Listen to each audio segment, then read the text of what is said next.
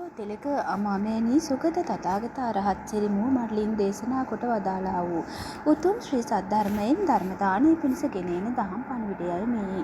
පළමුව ඒ උත්තම තෙරුවන් වැඳ නමස්කාර කරනවා. සත්පුරුෂ ඔබට පුණ්‍යවන්ත දවසක් වේවා.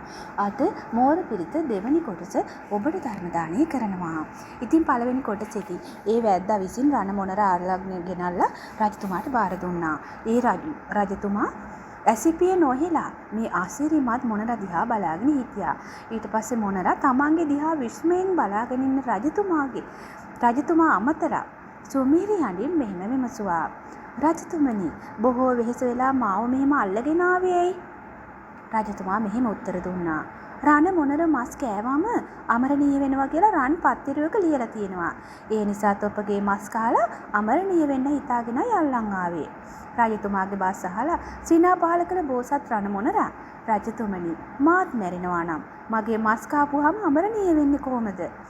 එසේ නොකියව. නුඹ රන්වන් මොනරෙක්නේ. ඔබ එසේ මෙසේ කෙනෙක් වෙන්න බෑ. ඊට පස්සේ මොනරා යලිත් හඬ අවදි කරා. තමන්ට රන්වන් පැහැ ලැබුණ හැටි රජතුමාට කිව්වා. රජතුමනි, මා පෙර ආත්මයක සක්විති රජ කෙනෙක් ලෙස මේ දඹදිව රාජ්‍යය කළා. නිතිපතා පන්සිල් රැක්කා. රටේ සියලු ජනයාත් පංචශීලයේ පිහිටෙව්වා. රාජ්‍යය කරලා මිය ගිය පසු දෙව්ලොව උපන්නා. දෙව්ලොවෙන් චුත වෙලා තිරිසනෙක් ලෙස උපන්නත් සිල් රැකීමේ ආනිසංසයෙන් රත්තරම් මොනරෙකුව මේ විදිය ලස්සනට ඉපදුනා. රජතුමනි, මා නුඹට අපූරු කාරණයක් කියන්නම්. මා විදා සක්විති රජ වී සිටින කාලයේදී අහසින් ගමන් කළ රත්තරන් රථයක් තිබුණා. මේ රථයේ රජතුමාගේ මගුල් පොකුණේ තවමත් ඇති. පොකුණේ වතුර ඉවත් කරලා ගොඩ ගන්න. එවිට මගේ කතාවේ ඇත්ත නැත්ත දැනගන්න පුළුවන්. රජතුමා වහා පොකුණේ වතුර ඉවත් කරලා සොයා බැලුවා. මහා පුදුමයක්. රන් රුවන් රථයක් ඒ මගුල් පොකුණ අඩියේ තිබුණා. මේ කතාවෙන් පස්සේ රජතුමා හුඟා සතුටු වෙලා බෝසත් මොනරව මරණයෙන් නිදහස් කළා. බෝසත් රණ මොනර පන්සිල් රකින්න එකේ වටිනාකම රජතුමාට වගේම රටවාසීන්ට කියලා දීලා එයාලව පංචශීලයේ සමාදන් කරවලා යලිත් හිමාල වනයේ පර්වතයට ගිහින් තවත් බොහෝ කල සුවසේ වාසය කළා.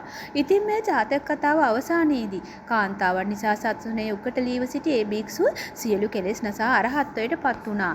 එදා ඒ රණ මොනරගෙන් බණ ඇසූ රජතුමා වුණේ අද අපගේ ආනන්ද මහරහතන් වහන්සේ.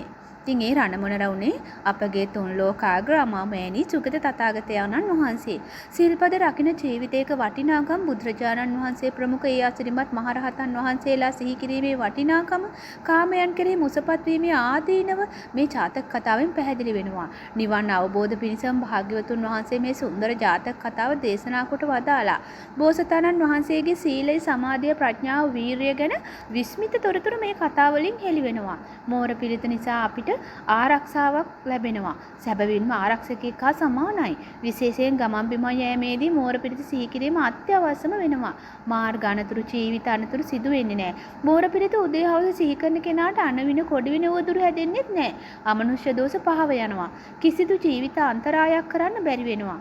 මහා බ්‍රහ්මයා තමා තුරුලි හොවාගෙන ඉන්නෝ වගේ ආරක්ෂාවක් මේ බ්‍රහ්ම මන්ත්‍රය නම් වූ මෝර පිරිතෙන් සැලසෙනවා. නමුත් එහිලා සුදුසුකම් අවශ්‍යයි. පිරිත කෙරෙහි විශ්වාසයේ සිතේ පහන් බව, කර්ම විපාකයෙන් ආවරණය නොවුන බව, බ්‍රහ්මචාරී සීලය පුරුදු කරන කෙනෙක්ට මේ මෝර පිරිත තියුණු අසිපතක් වගේ. බ්‍රහ්මචාරී කෙනාට පිරිත වහාම ඵලගෙන දෙනවා.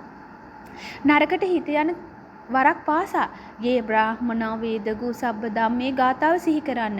මෝර පිරිතේ ආරක්ෂාව ඔබ අත්දකින්න තිසරණෙන් ලැබෙන සරණම සිහි කරන්න.